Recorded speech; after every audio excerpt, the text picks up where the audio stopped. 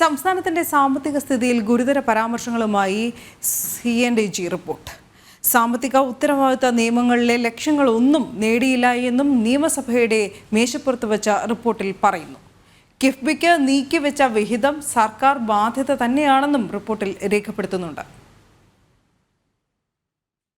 സംസ്ഥാനം കടുത്ത സാമ്പത്തിക പ്രതിസന്ധിയിലെന്ന് അടിവരയിടുകയാണ് കൺട്രോളർ ആൻഡ് ഓഡിറ്റർ ജനറൽ സമർപ്പിച്ച 2022 മാർച്ചിൽ അവസാനിച്ച സാമ്പത്തിക വർഷത്തെ അവലോകന റിപ്പോർട്ട്. 2017-2018 55.96% നികുതി വരുമാനം 2021-22 50.02% കുറഞ്ഞു. കോവിഡ് കാലത്തെ ശോചനീയമായ നികുതി പിരിവാണ് ഇതിന് കാരണമായത്. സംസ്ഥാനത്തിന്റെ മൊത്തം കടം 3,83,367.15 കോടി രൂപയാണ്. GST വരുമാനം 14,505.31 കോടി രൂപ ലഭിച്ചിട്ടുണ്ട്. അങ്ങനെ ബാധ്യത 3,68,761.84 കോടിയായി മാറിയെന്നും റിപ്പോർട്ട് പറയുന്നു.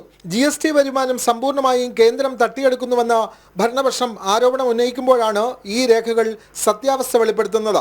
സർക്കാർ ബജറ്റിന് പുറമെ ഓഫ് ബജറ്റ് കടമെടുപ്പ് നടത്തിയ വിവരം CNDG റിപ്പോർട്ട് വ്യക്തമായി രേഖപ്പെടുത്തുന്നു. 2021-22 കാലത്ത് 15,914.50 കോടി രൂപയാണ് ഇത്തരത്തിൽ വായ്പ എടുത്തത്. ഇത് സർക്കാരിന്റെ ബാധ്യത വർദ്ധിപ്പിച്ചു. ഇക്കാര്യത്തിൽ നിയമസഭയ്ക്ക് പോലും അറിവുണ്ടായിരുന്നില്ല. കിഫ്ബി പദ്ധതിക്ക് പണം മാറ്റിയതിനെ പറ്റിയാണ് ഇതിൽ കൃത്യമായ പരാമർശമുള്ളത്.